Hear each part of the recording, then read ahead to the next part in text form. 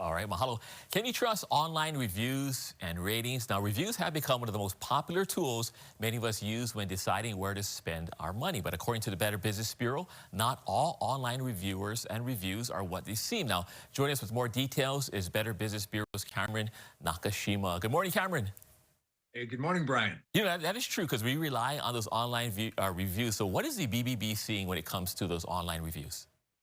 Yeah, we do, and it's really important. And what we're seeing right now is an increase where people are reporting to Better Business Bureau that they're experiencing some sort of pushback or influence from businesses trying to tell them to take down their reviews or to change their reviews. And in the past 24 months alone, our regional Better Business Bureau identified more than 2,700 reports of customers describing exactly this. That's a 15% increase year over year in this type of complaint that we're seeing. To bring that a little bit more locally, in Hawaii, BBB received 43 reports tied to review interference during that same time period. And this is bad for several reasons, but most fundamentally, keeping reviews honest is really important for both businesses and customers in order to build a marketplace where buyers and sellers actually trust each other. And that's what we're all about at Better Business Bureau.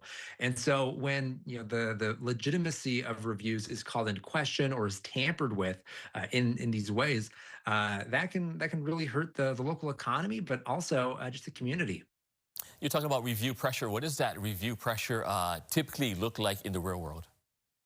Yeah, so it can look like one of two things, and you can kind of break it down as like the carrot or the stick, right? So the carrot approach, we see hundreds of reports of customers describing that businesses leveraged these things like refunds, repairs, warranty services, or other resolutions. Here's the key: things that they were already owed in the first place. These are things that the business should have done right the first time, and they say, "Hey, we'll make good on this. We'll actually deliver if you."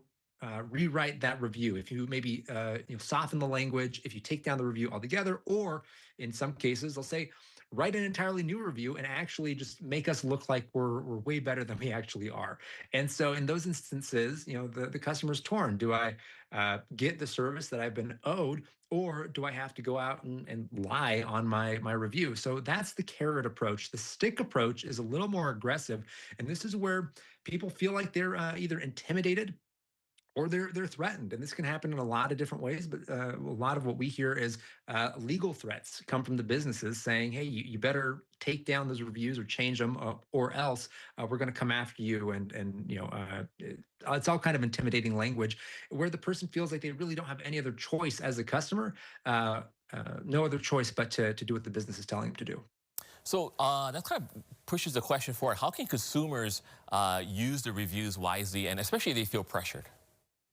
Yeah, so just to be clear, like this should not be happening. This is actually illegal for businesses to be doing. The FTC is very clear about this. And so customers should never feel forced to choose between getting a problem fixed or telling the truth about their experience. So if you're being pressured to remove an honest review, and by any means, document that communication. And it's important that you report that. You can report it to Better Business Bureau. We're a nonprofit that's here to help. You can also report it to government agencies like the FTC, your local attorney general's office. They can take action against that business. And then with those legal threats, if there is some sort of legal question, it is important to get that legal guidance from a professional.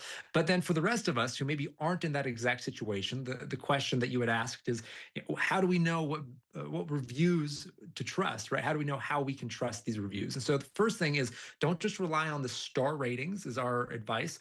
Go through and read the reviews, read the complaints, and see how the business actually responds, and go and compare different platforms. See if there's a consistent through line. The second thing is kind of building upon that, going beyond reviews, looking for additional what we call trust signals. So these could be awards that they've won from reputable institutions. Are they BBB accredited? Or do they have good ratings and good reputation, not just on the review platforms, but with other organizations, third-party validation, and the government even. All of these are going to add up to help you make a more informed and more confident decision, and make sure that you really are getting the full picture. All right, Cameron Nakashima, always insightful news, and we look forward to seeing you next week. Thank you. All right. All right, well, stick around. Coming next, a quick check on morning traffic conditions. And just ahead, Brittany will have a full